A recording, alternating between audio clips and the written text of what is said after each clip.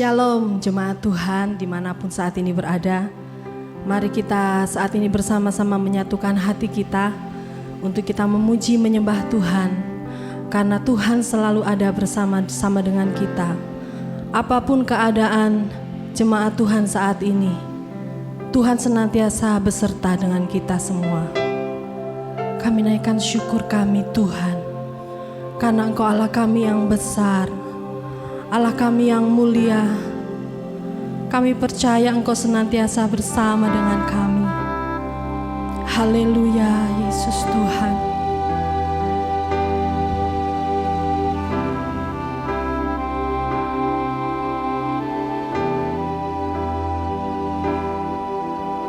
Engkau ada bersamaku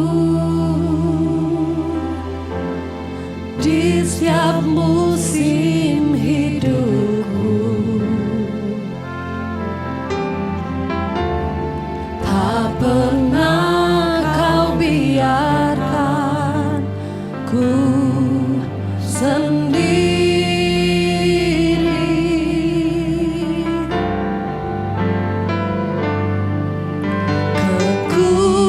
Kekuatan di jiwaku adalah bersamamu. Tak pernah ku ragukan kasih-Mu. Kami percaya Engkau bersama kami Tuhan. Bersamamu Bapa, ku lewati semua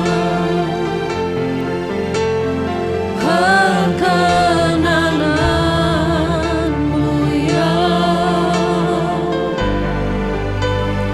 teguhkan hatiku. Engkau yang berindah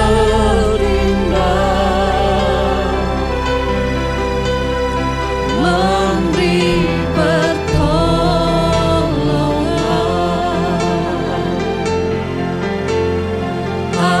anugerah-Mu besar melimpah bagiku.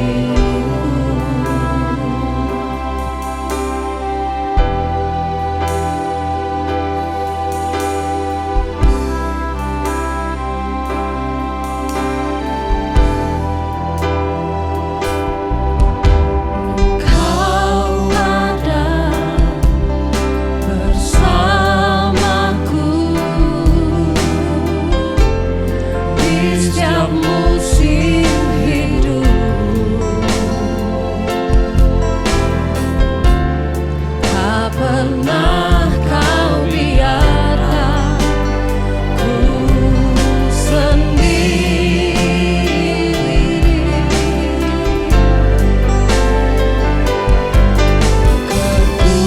Kekuatan di jiwaku adalah bersamamu.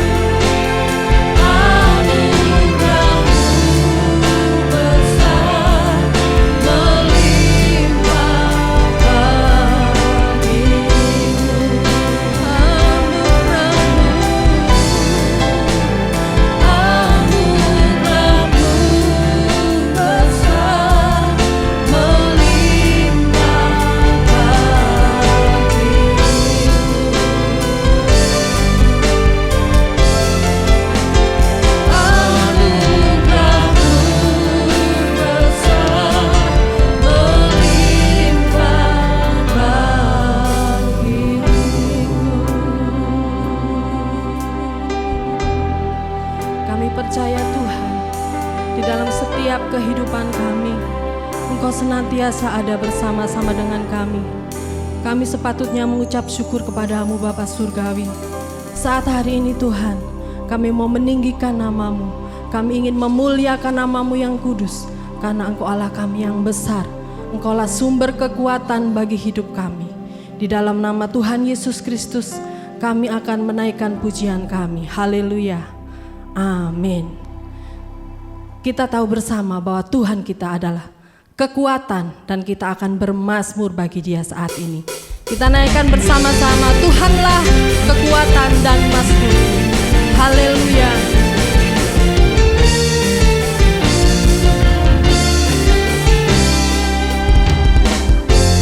Tuhanlah kekuatan dan mazmurku, Dia gunung batu dan keselamatanku. Hanya padamu hatiku percaya, Kaulah menara dan kota perlindungan. Ku mau selalu bersyukur sebab cintamu padaku takkan pernah berubah. Hatiku percaya, walau bumi bergoncang, gunung-gunung beranjak, namun kasih setiamu tak pergi dariku. Haleluya.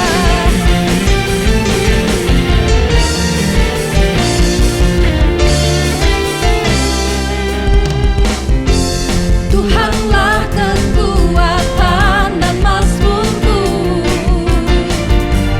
Dia gunung batu dan keselamatanku. Hanya padamu hatiku percaya, Kaulah menara dan kota perlindungan. Ku mau selalu bersyukur sebab cintamu padaku takkan pernah berubah. Hatiku percaya, walau bumi bergoncang, gunung-gunung beranjak, namun kasih setiamu tak pergi dariku. Ku mau selalu bersyukur sebab cintamu padaku takkan pernah berubah. Hatiku percaya, walau bumi bergoncang, gunung-gunung beranjak, namun kasih setiamu tak pergi dariku. Kasih setiamu tak pergi dariku. Kasih setiamu tak pergi dariku. Haleluya Yesus Tuhan.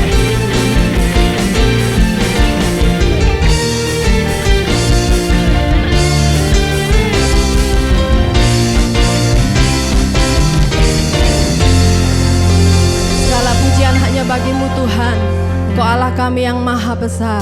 Engkau layak ditinggikan, Engkau layak dipuji Tuhan. Haleluya.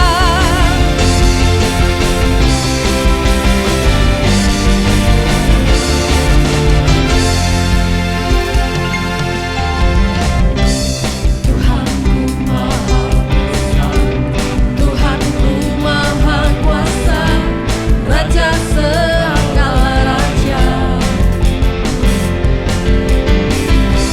Dia takkan tergoyah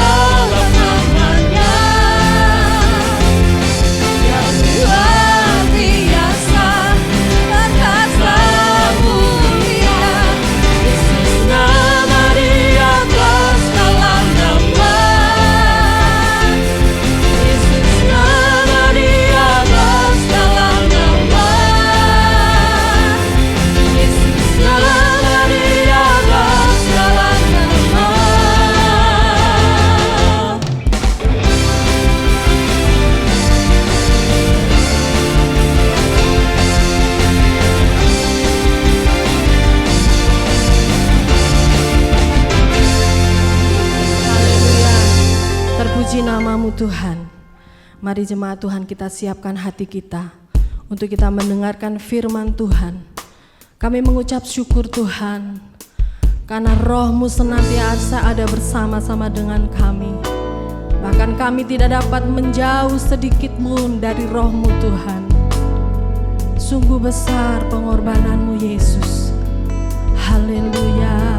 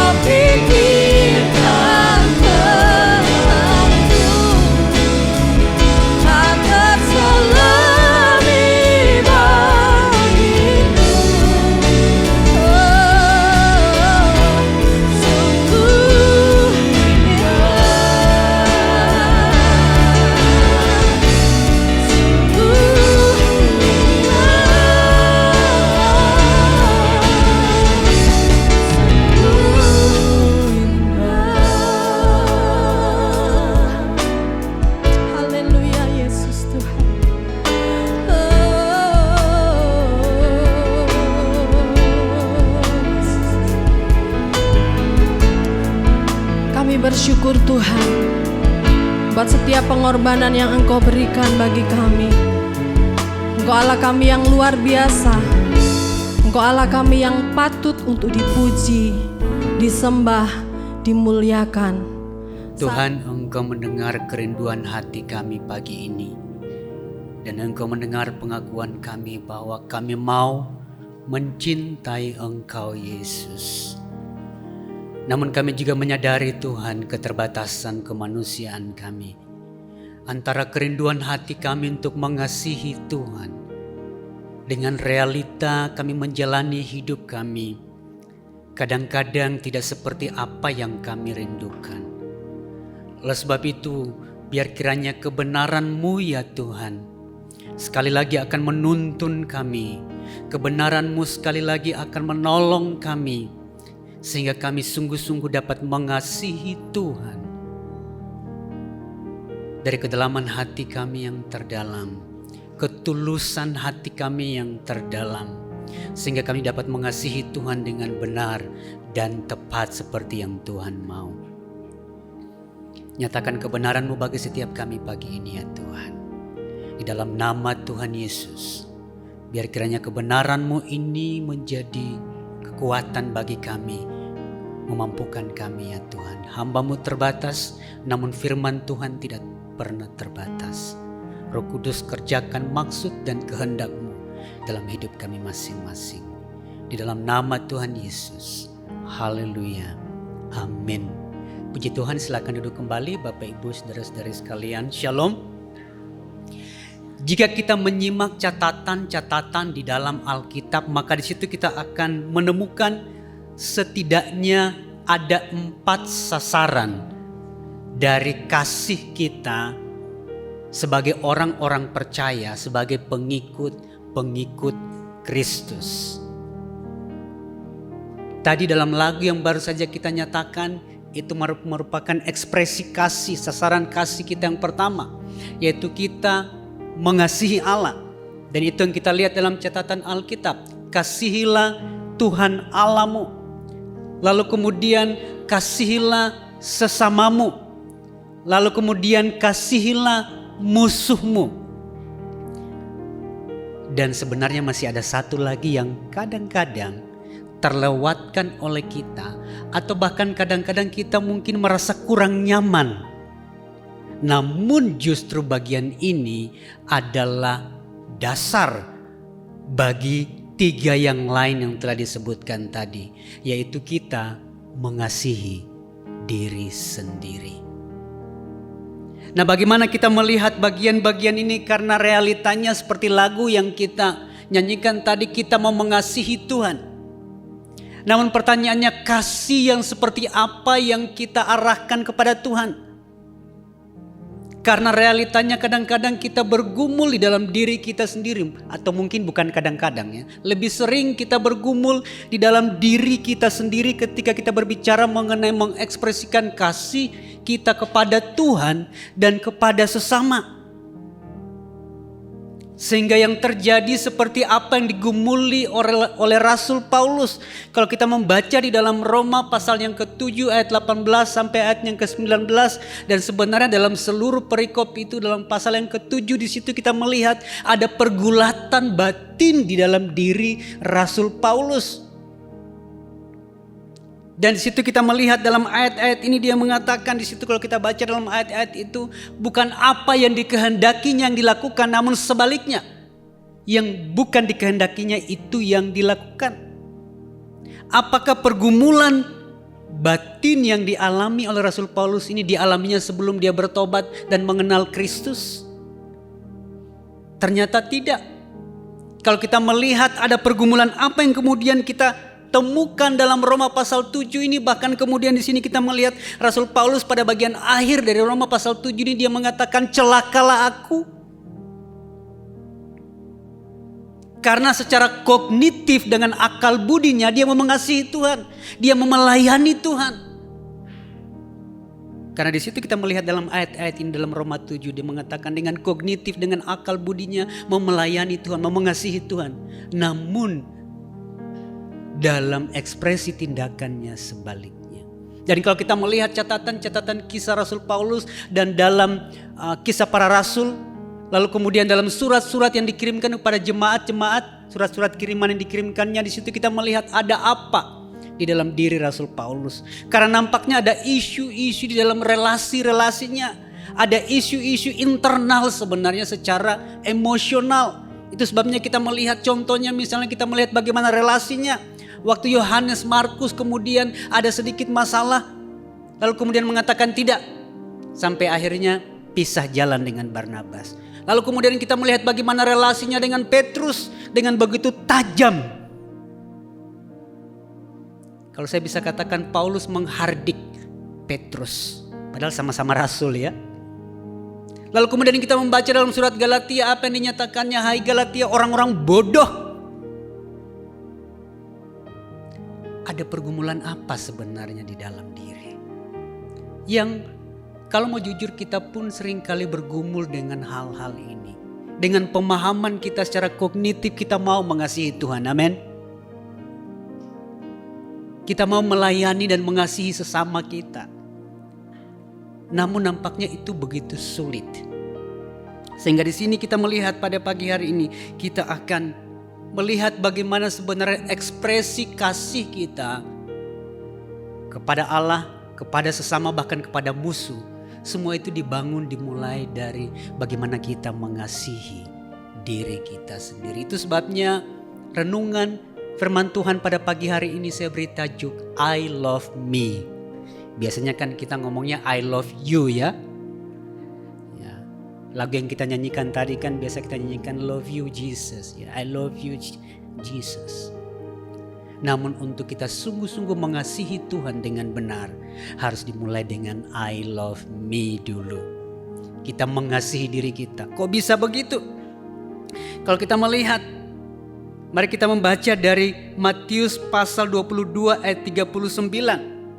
Khususnya kalau kita memperhatikan dalam ayat 39 bagian B di situ dinyatakan kasihilah sesamamu manusia seperti apa?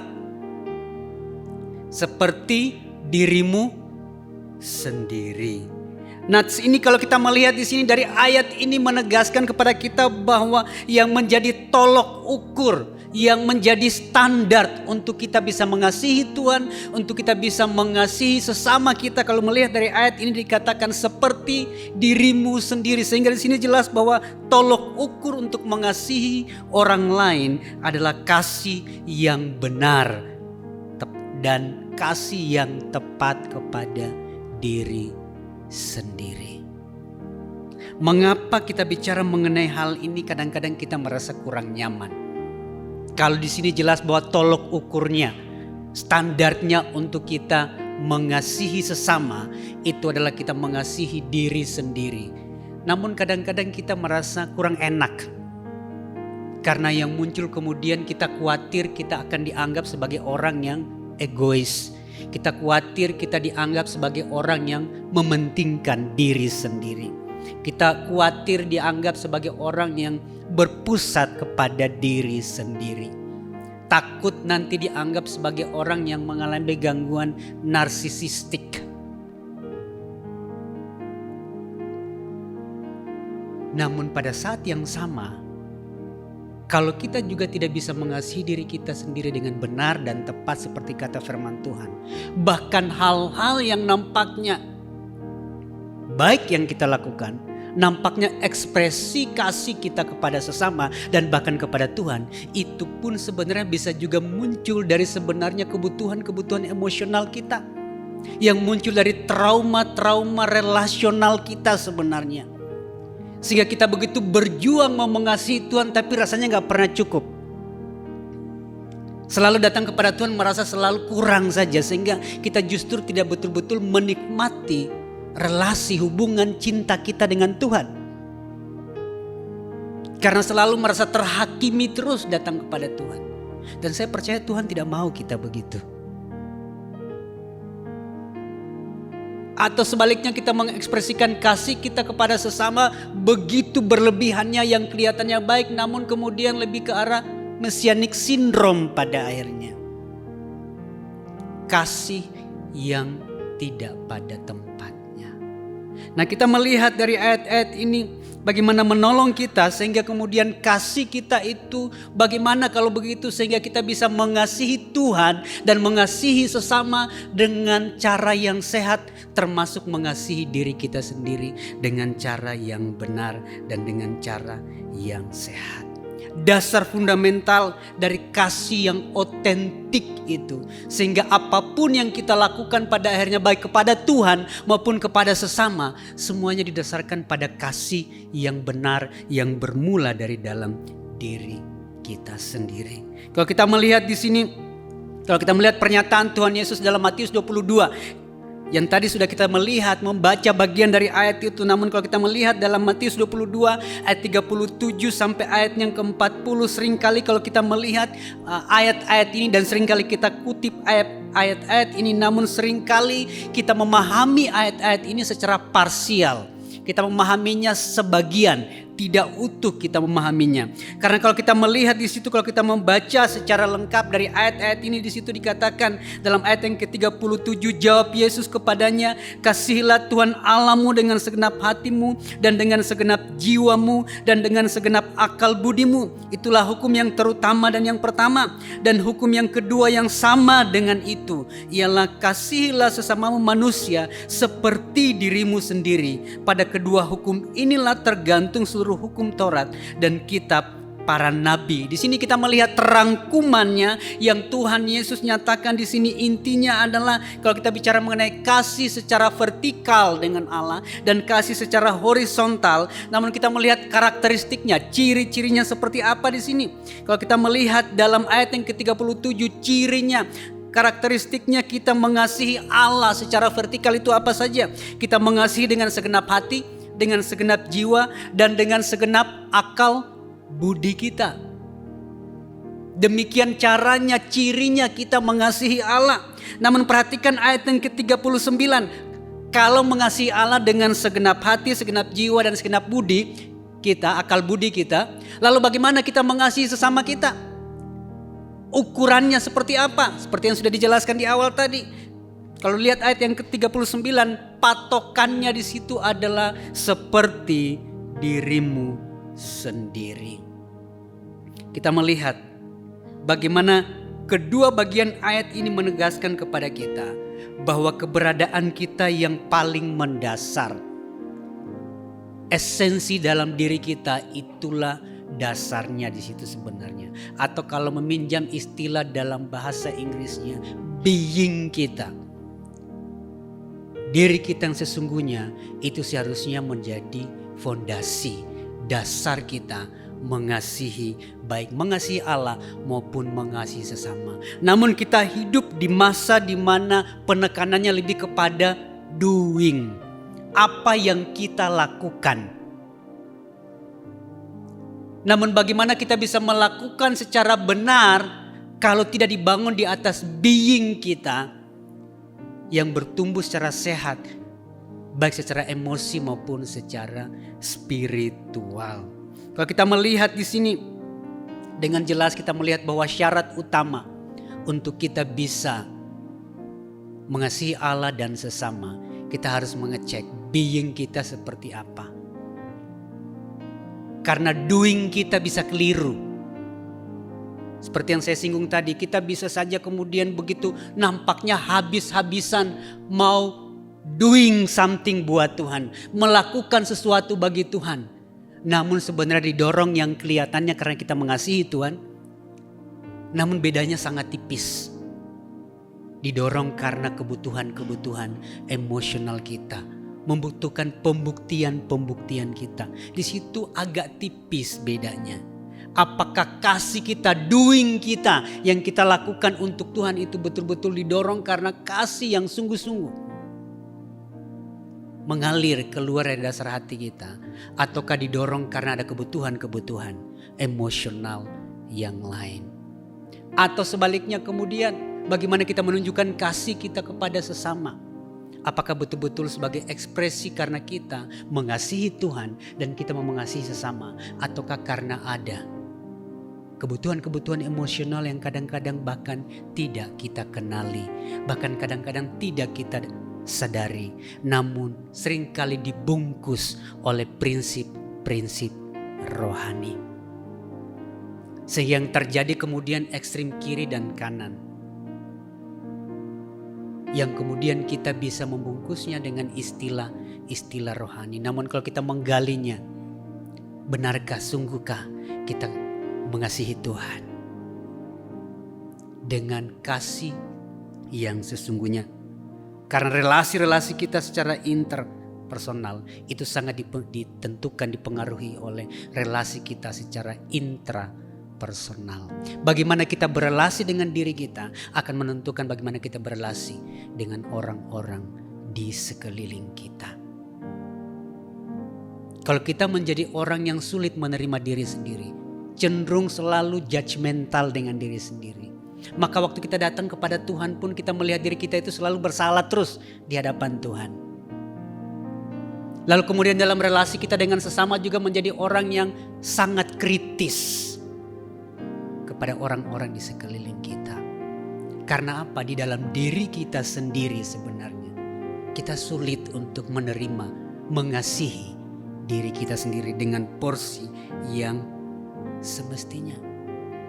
Dan itu akhirnya terwujud dalam refleksi tindakan-tindakan kita, reaksi-reaksi spontan kita, karena muncul dari kondisi emosional di dalam diri kita. Pertanyaannya kalau begitu, bagaimana kita bisa mengenali?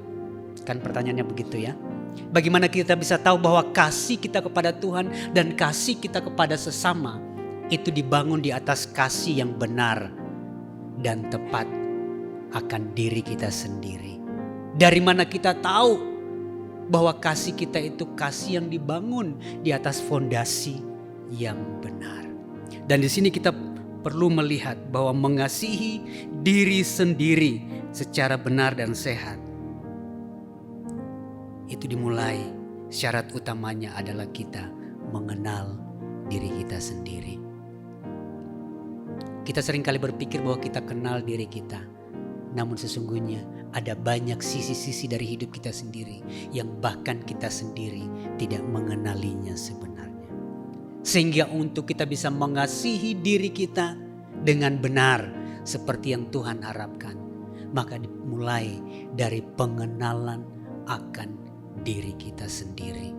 Kita tahu identitas diri kita, kita tahu sisi-sisi dari dalam diri kita sendiri seperti apa. Sehingga apapun yang kita lakukan pada akhirnya kita perlu mengenalinya. Karena apa kita melakukan itu? Bahkan hal yang nampaknya baik sekalipun, kita perlu kenali ada motif-motif apa di balik semua tindakan-tindakan kita, reaksi-reaksi dan respon-respon kita. Dan kita perlu mulai dengan kita mengenali diri kita sendiri. Kebenaran ini yang akan menolong kita pada akhirnya. Bagaimana kita mengekspresikan kasih kita kepada Tuhan dan kasih kita kepada sesama. Karena kadang-kadang kita mengasihi Tuhan tanpa sadar cara kita mengasihi Tuhan itu adalah cerminan dari cara kita mengharapkan kasih sayang dari orang tua dalam relasi-relasi kita. Sehingga kemudian ketika kita bertumbuh secara emosional, kita bertumbuh di dalam keluarga di mana rasanya untuk mendapatkan kasih sayang dari keluarga, dari orang tua itu kita perlu membuktikan diri kita. Kita perlu melakukan sesuatu untuk kemudian kita bisa merasakan bahwa orang tua, papa, mama mengasihi kita. Bahkan kadang-kadang kita sudah berjuang melakukan ini dan itu, namun rasanya masih kurang. Pernahkah terpikir bahwa kadang-kadang kita mengasihi Tuhan dengan cara seperti itu? Kita membuktikan kepada Tuhan bahwa kita layak untuk dikasihi. Itu muncul dari mana? Dari kebutuhan-kebutuhan emosional kita sebenarnya. Sehingga koneksi kita dengan Tuhan itu rasanya seperti sebuah relasi yang terus perlu membuktikan diri pada akhirnya. Namun kita melihat bahwa kalau kita mengenali diri kita, hal yang sama, kebenaran yang sama diungkapkan oleh seorang filsuf Yunani kuno. Sokrates mengatakan, know thyself. Kenali dirimu. Lalu kemudian cucu muridnya, seorang filsuf yang lain, cucu murid dari Sokrates yaitu Aristoteles, melanjutkan apa kata eyang gurunya, yaitu knowing yourself is the beginning of all wisdom. Mengenal dirimu sendiri adalah awal dari semua hikmat. Kita perlu mengenal diri kita, identitas diri kita di dalam Kristus. Bahwa Tuhan sudah terlebih dahulu mengasihi kita. Kalau kita membaca Roma 5 di situ mengatakan Tuhan sudah lebih dahulu mengasihi kita bahkan ketika kita masih berdosa. Sehingga dengan demikian kita datang kepada Tuhan, menunjukkan kasih kita kepada Tuhan. Bukan lagi refleksi dari pembuktian diri, namun karena sungguh-sungguh kita mengenal diri kita, identitas kita sebagai orang yang telah ditebus oleh Kristus. Amin. Sehingga kasih kita kepada sesama dimulai dari kita belajar menerima diri kita sendiri, mengasihi diri kita sendiri secara sehat. Bukan narsisisme, namun kasih yang benar, kasih yang sehat. Dan disinilah kita perlu pertolongan Tuhan untuk menolong kita, mengenali lapisan-lapisan di dalam diri kita, sehingga kita sungguh-sungguh bisa menikmati relasi kita dengan Tuhan dan juga relasi-relasi kita dengan orang-orang yang ada di dalam diri kita. Sebab apa? Proses pengenalan dan pemulihan diri kita itu adalah bagian yang tidak terpisahkan. Bagaimana kita kemudian mengenali diri kita, bagian-bagian kebutuhan emosional kita. Karena kita semua bertumbuh dalam konteks yang tidak sempurna. Orang tua kita tidak sempurna, lingkungan di sekeliling kita tidak sempurna. Dan trauma-trauma relasional itu mempengaruhi bagaimana kita melihat diri kita pada akhirnya. Bagaimana kita mengasihi diri kita, mengasihi Tuhan, dan mengasihi sesama. Dan kita melihat proses-proses itu. Kalau kita melihat contohnya seperti yang saya singgung di awal tadi, Rasul Paulus. Kalau kita melihat kisah-kisah awal Rasul Paulus, bagaimana respon-responnya, reaksi-reaksinya. Namun kalau kita melihat pada akhir hidupnya, ada perubahan di dalam respon-responnya. Yang tadinya dia begitu tidak cocok dengan Yohanes Markus. Namun kalau kita melihat dalam surat-suratnya di bagian-bagian akhir, di masa tuanya di situ kita melihat dia mengatakan, saya memerlukan pelayanan Yohanes Markus. Ada proses pertumbuhan di situ. Amin. Ada proses pemulihan, bahkan seorang rasul sekalipun menjalani proses-proses itu. Sehingga akhirnya relasi-relasi kita juga akan mengalami pemulihan. Namun bagaimana pemulihan itu dimulai? Dimulai dari kita mengenali diri kita sendiri. Pernahkah terpikir bahwa cara kita berelasi itu sebenarnya seperti sebuah pola sebenarnya? Karena pola itu terbentuk dari sejak kita lahir. Dan itu mempengaruhi bahkan sistem kinerja di otak kita.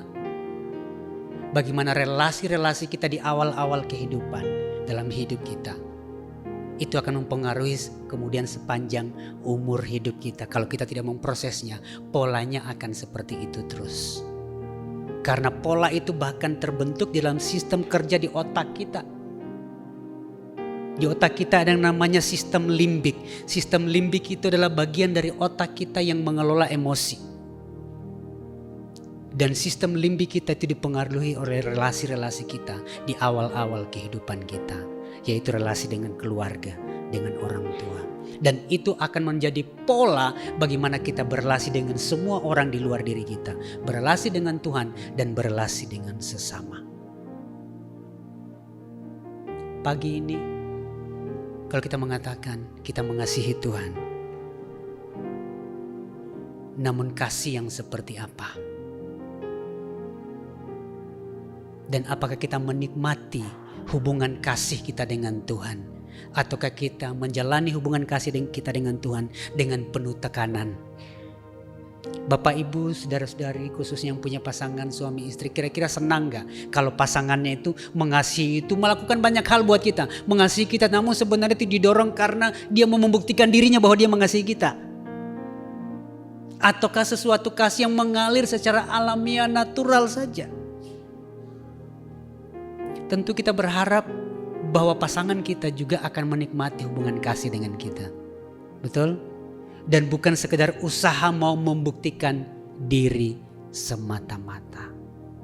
Demikian pula relasi kita dengan Tuhan.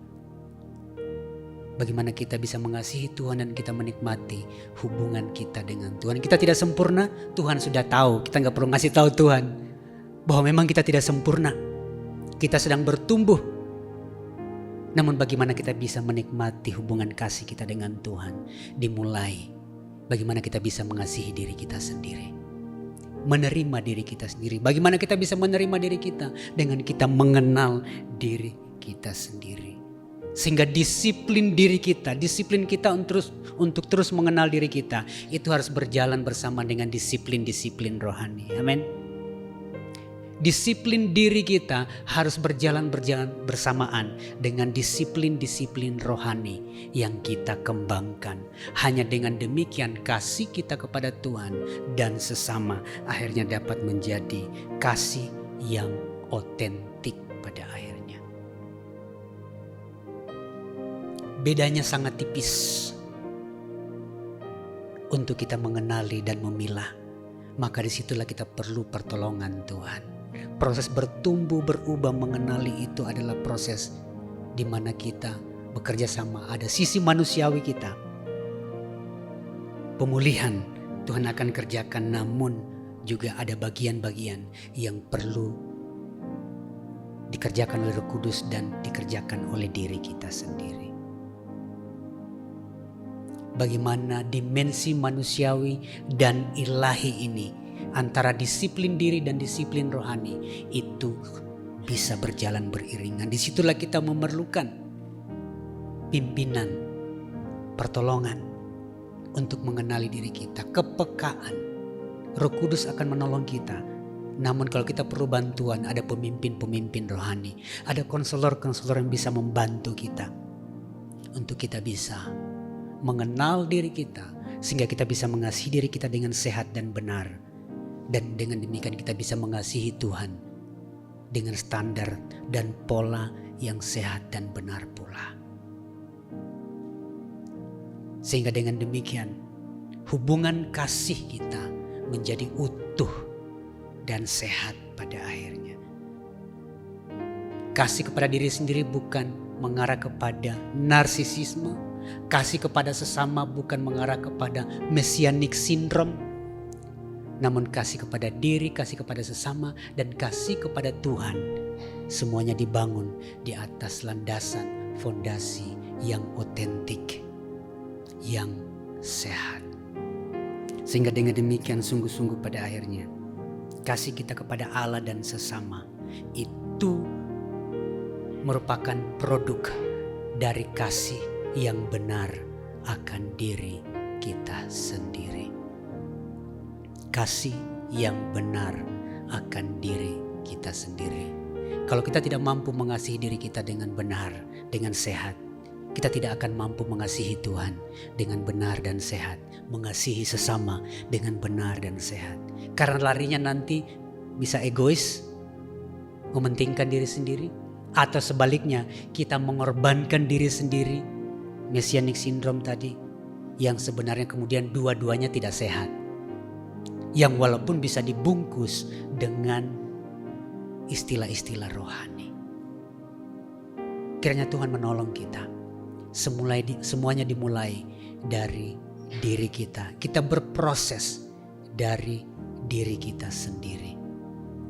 Mengenali lapisan-lapisan dari diri kita sendiri.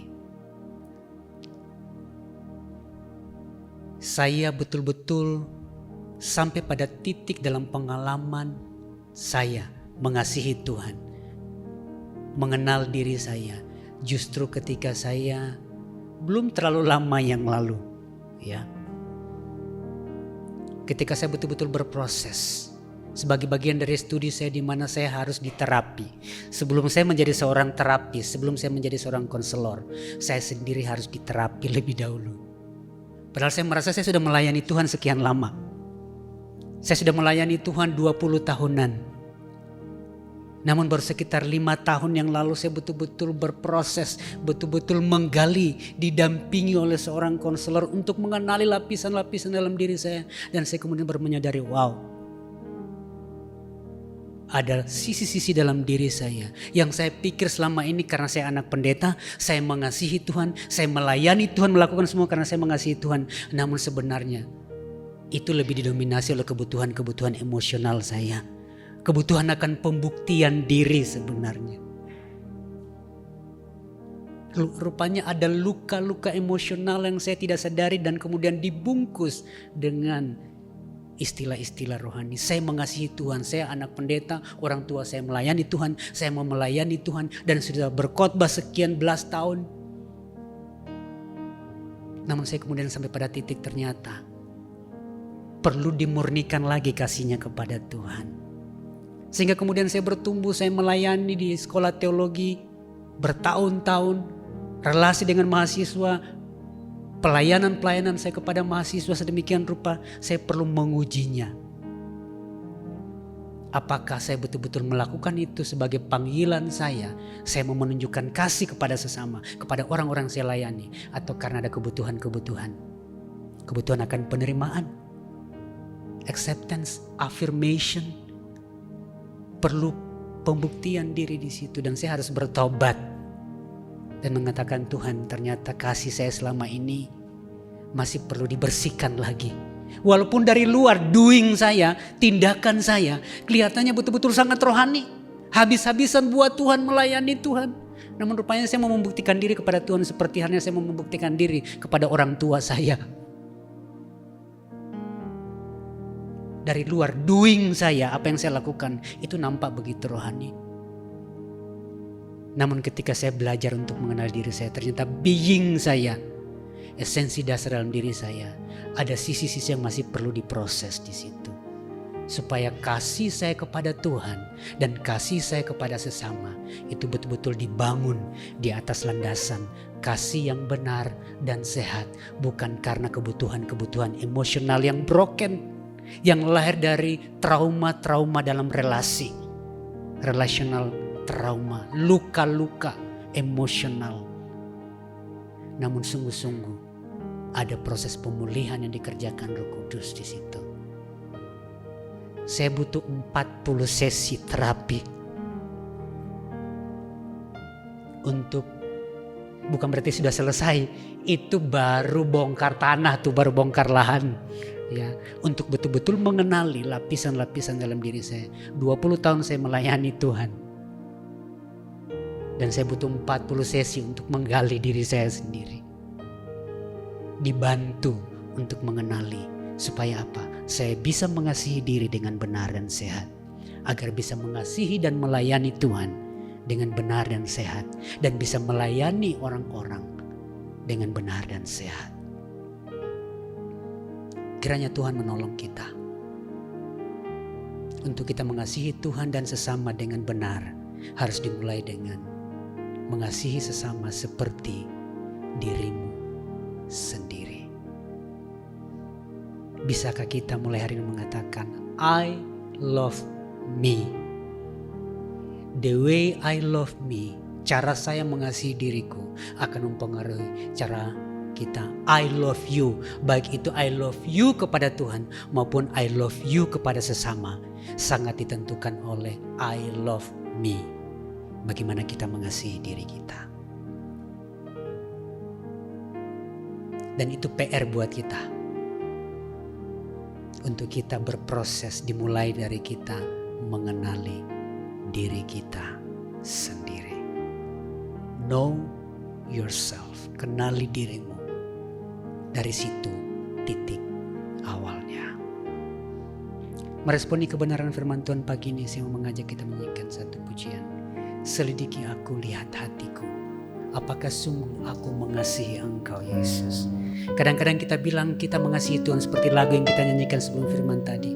Namun sesungguhnya itu muncul dari luka-luka emosional kita sebenarnya. Kita mau mengasihi Tuhan, namun dalam realitanya kadang-kadang tidak betul-betul murni. Selidiki aku, lihat hatiku. Selidiki aku, Biar kiranya ini menjadi doa kita pagi ini kepada Tuhan. Sekali lagi kita izinkan Roh Kudus menyelidiki hati kita untuk kita mengasihi Tuhan dan sesama dengan benar. Biar dia menyingkapkan yang terselubung ketika dia melihat dan menilai hidup kita. Yang terselubung itu akan disingkapkan oleh Tuhan, sehingga kita bisa mengasihi. Lihat hatimu, apakah ku sungguh mengasihimu, Yesus, Kau yang Maha Tahu dan menilai hidupku. Tak ada yang tersembunyi bagimu. Aku lihat kebaikanmu yang tak pernah habis di hidupku. Berjuang sampai akhirnya Kau dapati aku tetap setia.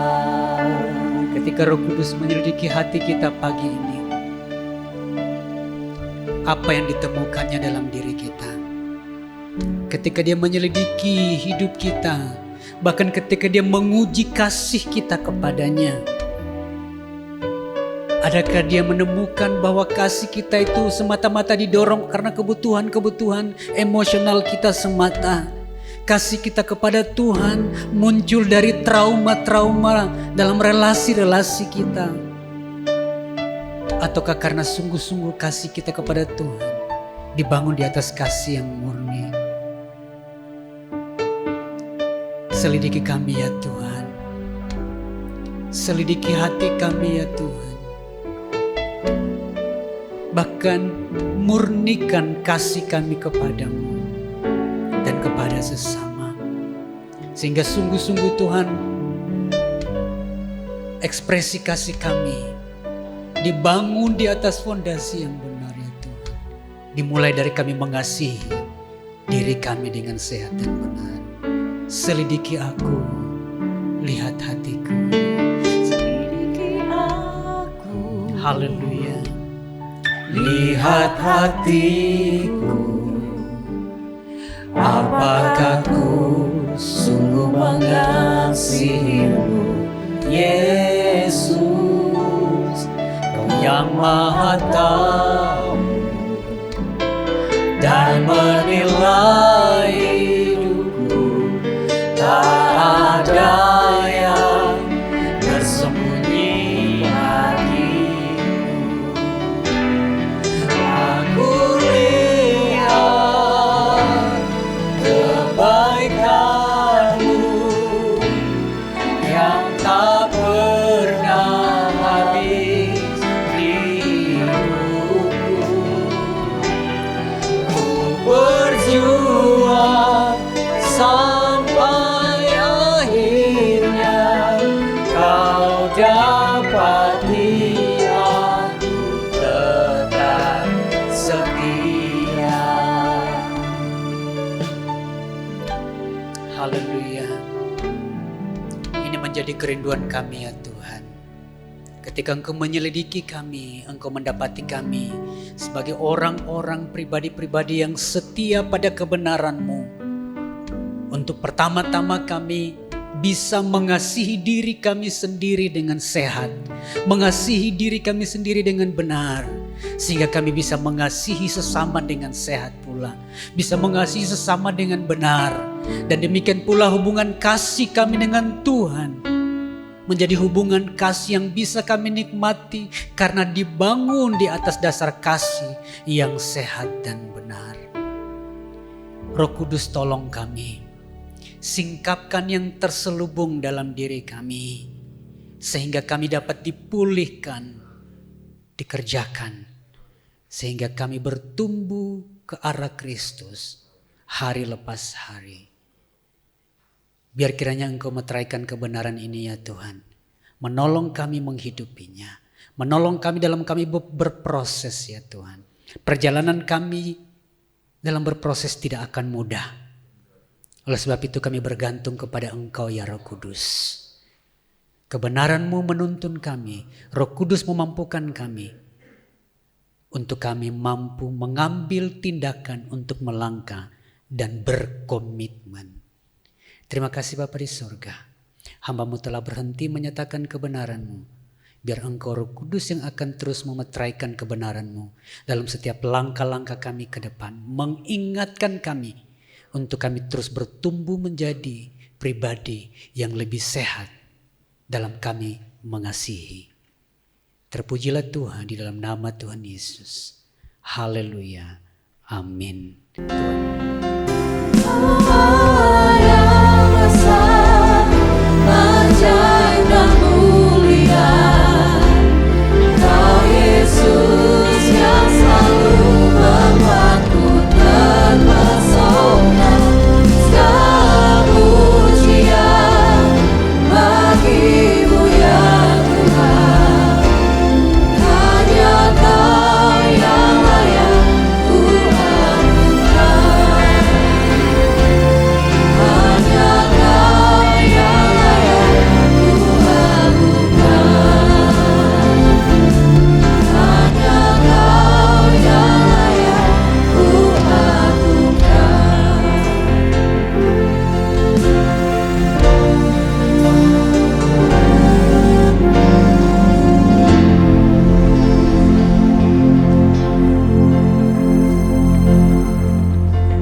Ya Tuhan, hadirat-Mu tetap menyertai mereka untuk memberkati setiap rumah tangga mereka, seluruh anggota keluarga mereka. Berkatilah usaha dan mata pencaharian umat-Mu. Berkatilah roti dan air mereka. Berkatilah umat-Mu ini dengan kekuatan dan kesehatan. Sesungguhnya Engkau sangat mengasihi umat-Mu. Seluruh umat-Mu ini ada di dalam telapak tangan-Mu. Dan tak seorang pun dapat merampas mereka, domba-domba-Mu ini dari dalam tangan-Mu. Hamba-Mu berdoa, bawalah seluruh sidang jemaat-Mu ini semakin hari semakin dekat kepada-Mu, semakin mengasihi Engkau ya Tuhan, sehingga mereka boleh tiba di puncak bukit kesucian-Mu dan memandang wajah-Mu yang indah. Kini sidang jemaat yang dikasihi Tuhan, Allah yang kekal adalah naungan-Mu, dan lengannya yang abadi menopang Engkau. Tuhan memberkati Engkau dan melindungi Engkau. Tuhan menyinari Engkau dengan wajah-Nya serta memberikan Engkau kasih karunia. Tuhan menghadapkan wajah-Nya kepadamu dan memberikan engkau damai sejahtera di dalam berkat nama Tuhan Yesus Kristus.